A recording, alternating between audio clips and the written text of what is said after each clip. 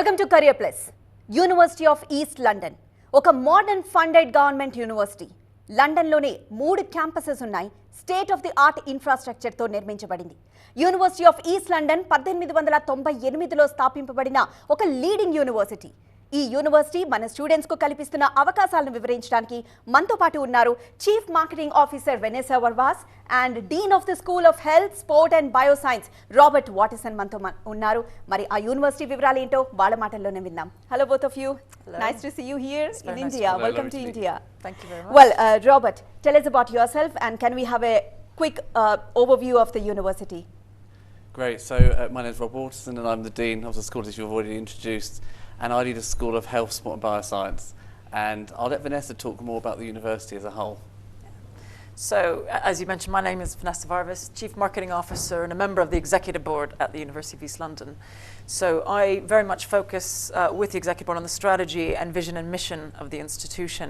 And as you mentioned, if I understood, we date back to 1898, so we have been around for a long period of time.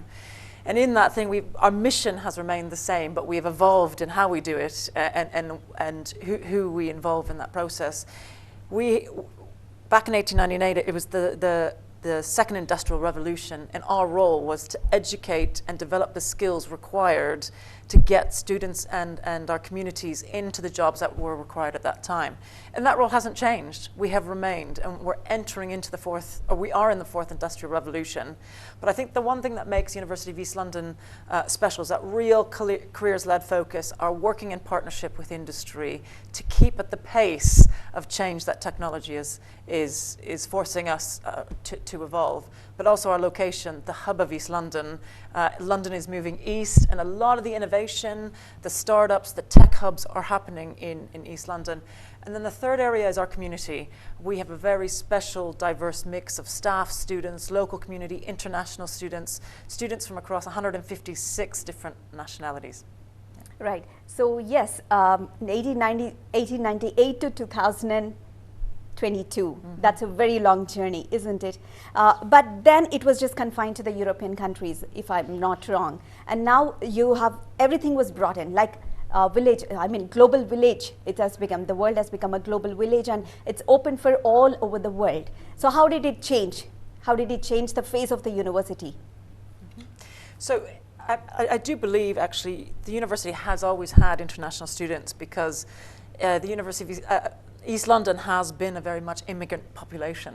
And so actually one of the greatest things, it has provided our multicultural approach. But our percentage by which our local to national has continued to grow with globalization. What that has done for organizations is to go away from just a Eurocentric view to a global view. And what it does for international students to come and share their cultures, their views, and what it does for UK students to learn from those different cultures, to have a global view of theory, of practice, but also of industry skill sets. Right. So Robert, what resources and support do you think a student must have to be career ready? So this is a really interesting question, and actually one of the things we talk about in the university is actually to be a graduate of the future, not a graduate of today, you need to be curious, and you need to have that curious mind to look at the resources you've got in front of you, the team around, use the evidence and ask the questions of the why, the how, the when, and actually use that information to become a graduate of the tomorrow. Physical resources, we've spent a lot of money at the university on a physical space, and we've renovated a simulation building to be a hospital and primary care training hub, which means we have leading state-of-the-art technology that can be used for clinical courses, biomedical courses, as well as multi-professional learning. And that multi-professional learning enables learners to really work together collaboratively and therefore graduate and be able to go into the jobs of tomorrow and be prepared for that dynamic, shifting change. And the other resources we have, and this is really important, is that career zone. So we have a physical platform and a virtual platform. And this is where learners take that engagement on themselves and they really engage in their journey to be able to develop the soft skills and all the skills they need, as well as their core skills, to be able to leave, graduate, and return to wherever they come from, or stay in the UK, and use those skills to develop a career for the future. Yes, and yes, Vanessa, what is this Industry 4.0 and why is it that important? So Industry 4.0 is known as the Industrial Revolution, the Fourth Industrial Revolution. And I would actually just challenge it. We are in the Fourth Industrial Revolution, but we're already heading into the Fifth Industrial. And each Industrial Revolution defines how industry is evolving and how the skill sets required changes with that. And if we go back to the Second Industrial Revolution, it was about over 100 years before it changed to the Third. Then it was about 60 where it changed to the Fourth, and now it's about 10 to 20. So you can see that pace of change of that skill sets, how economies, how industry is changing. And a big reason behind what's in Fourth Industrial Revolution is the advancement of the technology. And that is why that pace of change is happening so quickly. Our responsibility as a university is to make sure we provide the agility and the flexibility of working with industry to embed that into our curriculum at pace. And so Industry 4.0 is very much about how machines and automation, machine learning has evolved our industries, no matter what area, the health sector, health tech, fintech, all those kind of areas. Automation, machine learning, big data has evolved the way we do business, no matter what sector. And as we go into the fifth, it will start to change actually it's the relationship between machines and humans that will be the next stage. And we have to make sure that we evolve our skill sets along, so as students are going into industry, they are prepared for that pace of change. Right. So why and how the Industry 4.0 is really important for Indian students? Yeah. So one of the things we are proud of is actually we have a big percentage of Indian students, and that matches our location, and it matches also our drive to develop the skill sets. India, and particularly Hyderabad, is one of the biggest hubs in India for tech and how that is influencing the manufacturing sector, how it's influencing, we were also talking about looking at all the clinics and health centers and all the tech going into that. And so actually India as a hub and working in partnership, whether it's the trade deals between governments and also in the education system, is incredibly important that India is part of that process of understanding what skills are required and working with the global industries, as we are both in the UK and India, to support the students in their journey, whether they travel to the UK and study and work for a bit and return, or whether they return right away, that they're bringing those skill sets with a global perspective to advance Indian society and economy. Right. So, Robert, what do you think are the important areas of the growth?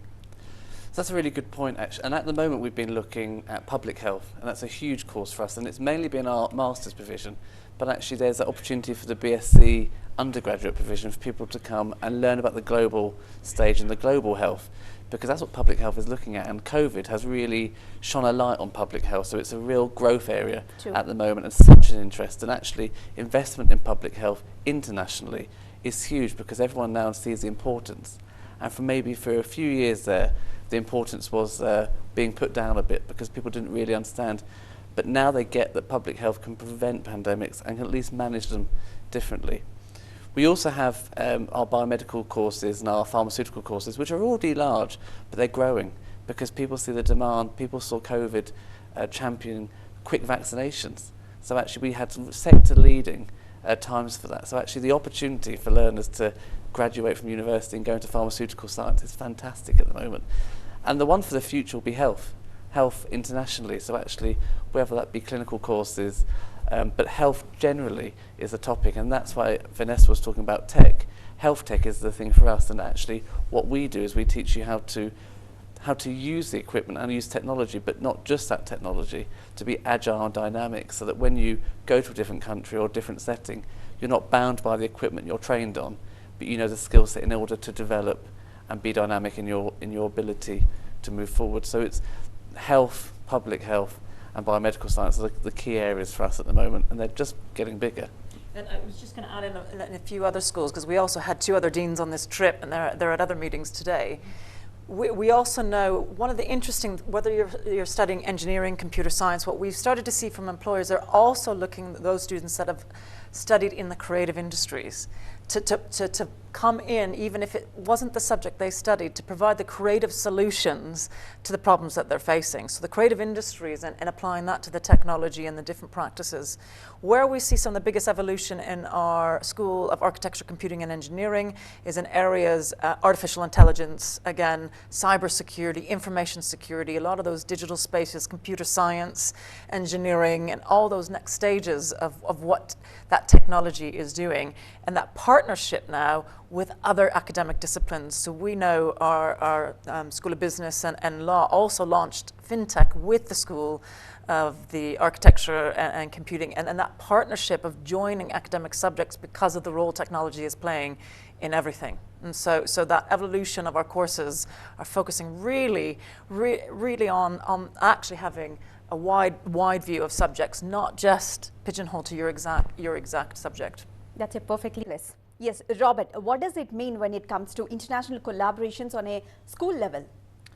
So for us, international collaborations are really important. It's our opportunity to work with partners internationally that we have an alignment to, and that we actually have the shared vision and the shared goals and that shared purpose. And for us, that international collaboration on a school level, it means we can share the expertise that we have and that often our partners will have internationally, so that we can look at how do we share that knowledge, how do we share the research, the knowledge exchange, and all of the extra activities that come with that, as well as the sharing of resource sometimes and the sharing of students being able to partner between two organisations. And it gives an opportunity for collaborations to embark on new ventures, and actually innovation can happen in those collaborative spaces that you wouldn't always have if two isolated organisations didn't work together. So it gives you that space to, for me as a school, to be able to broaden out our expertise and work with people all over the world in such industry-leading and interesting ways. And actually, the use of technology has really helped us to be able to do that with the different time zones and the different technology we have for us. So Vanessa, what do you think the institutions are doing to develop the skills, not only for the UK economy, but also for the global economy? Yeah, so we have it's known as a triple helix approach to our higher education. So it's that university knowledge exchange, it's the partner, and then it's the industry skill sets that we're teaching. So we work. We've taken a different model. Rather than just having your degree and then the career support here, we have integrated it across everything we do. And so we created something that is called the Professional Fitness and Mental Wealth Program, and this is embedded into every degree at every level. What this ends up doing for us is providing a flexibility within the course to work with industry to constantly update what those soft skills are required. So there is a common set of these skill sets that we know. We know resilience is really important at the moment with the pace of change. We know social emotional intelligence is very important because that's a skill that machines do not have. We know creativity is very important. We know cultural awareness, digital proficiency, and so those skills, but then they are slightly adapted depending which subject you are studying. So that's one element integrated into the course. And then what we have is two elements underneath it. We've got something called the Career Zone, and this is both a physical and a digital space where we do, where we engage with industry, provide events, talks, consultancy projects, all these kind of things with different industry partners, everything from global to small to medium enterprises to small startups. That engagement with industry allows students to really practice their skill sets, get to ask the curious questions in their own development. And then where it links next is something called the Career Passport. Now, the Career Passport is a digital platform that then links to your LinkedIn account and developing your CV. What this is, and so something that we provide every student because we know it's the future is cloud computing. And we do this with Amazon Web Services, and they can do this extra accreditation badging on the side where they can get this skill set and they get the stamp from Amazon saying, you've done this extra skill that you can bring in and apply. So when students are going into job interviews, they're saying, look, this is the knowledge of my degree. This has given me the key to come in to take this interview. But here are all the ways I have also developed the soft skills. Because I think we know a challenge in university is the degree is the knowledge, but it's how you apply it that makes you successful. And it's how you apply it, how you have to evidence it in that interview, that you're able to take your knowledge that you've learned, the theories, the framework, and that you can bring it into the workplace for the success of the company and for the success of them as a graduate. Right. So, Robert, there's a lot of work has been done creating a connected campus. You mean what does this mean when it has the university embedded in this? So the connected campus piece is the thing across our 3 campuses in London. We have 2 in Stratford and 1 at Docklands, and for the School of Health, Sport and Bioscience, we're based majority in Stratford, and that's our health campus where we have transformed the estate to be industry forward. And I previously mentioned the Hospital and Primary Care Training Hub, which is our simulated hospital environment, where a learner can progress through an accident and emergency setting, all the way up to intensive care, an operating theatre, a ward, and then into a flat at the end of the journey. So we use that space, and it was important for us to invest in technology, mannequins, and we spent a lot of money on that to make sure that we had the advanced AR, VR and AI technology working with the School of Architecture, Computing and Engineering moving forward to enable our campus to represent the future, not today, but the future hospital setting.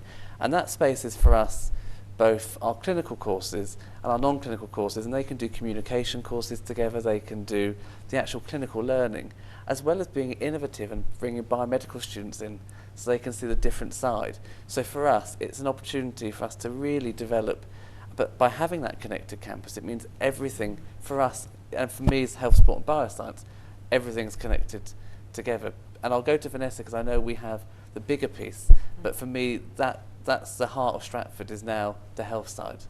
I think when you look, because we have 3 different campuses across 2 in Stratford and 1 in the Docklands, and universities are essentially a huge ecosystem, right? So we have over 150 subjects that we teach, and so providing that connection, but also that integration that's between subjects so that the students get that skill set. But it's making sure that in each of those subject areas that they're in the state-of-the-art facilities. And so that connected campus piece is a transformation project where we're constantly looking that we've got to update that. So in business, it's the trading floors. In law, it's the mock court, so that students are practicing in something that they become very familiar with, so that when they go into industry, that actually, you know, it's not foreign to them. They've already been practicing it. So that the facilities and the course are one thing, but then it's also, what I do love about working and studying in a university environment is there's so many other things. The course and the course facility is one, but it's a place to try new and different things, new hobbies, meet new people, and so providing hubs where students can relax, where they can meet with people, where they can try things, different dance societies, politics, all those kind of things, where actually this is a safe environment for students to explore, expand their horizons, and once you do that, you start to figure out, oh, I really enjoy that, or I don't enjoy that, and that starts to develop your career path. So are there any popular programs that you would like to suggest to Indian students for, which will help their career? Yes, so there is I would say with the economy in India particularly, that whole computing area, and we meet students and alumni that have come back to us and are really incredibly successful because of the application of their computer science degrees, the machine learning, cloud computing, artificial intelligence. But also I think Rob was mentioning a lot of those health. We can see all the investment that India is putting into the health sector, and also the skills that are coming out of students that have studied in the UK come back to India to work with their colleagues to really advance the healthcare system here. Right.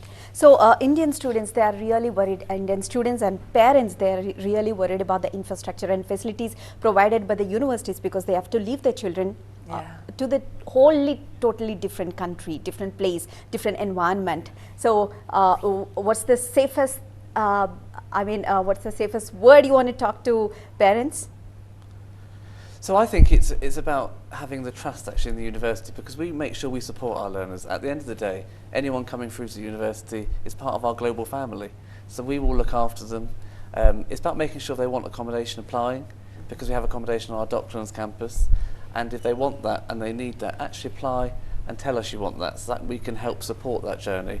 And if there are any issues when you're over in the country, it's about finding the right people to talk to. As a university, we have a whole range of wellbeing teams and support and student services and the hub that learners can go to, and it's just about encouraging learners to do that and not feeling, you know, ashamed or that they can't talk about something. Actually, we're there for them, and actually we want them to go through the whole journey and we want to support them. So for me in a school, we have the academic advisor role.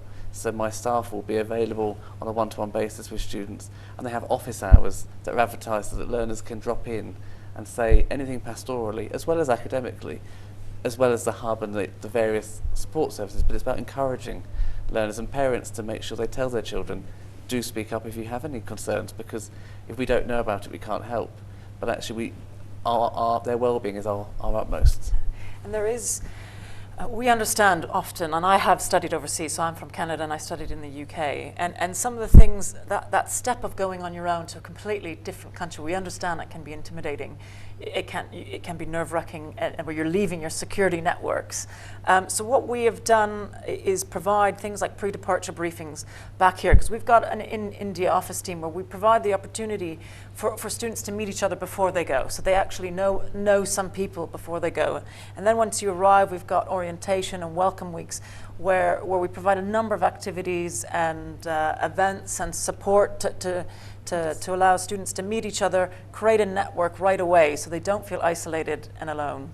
Right, that's a wonderful information about University of East London. Thank you so much, Vanessa and Robert. Thank you so much. Idi roju Career Plus, చూస్తూనే ఉండండి TV9.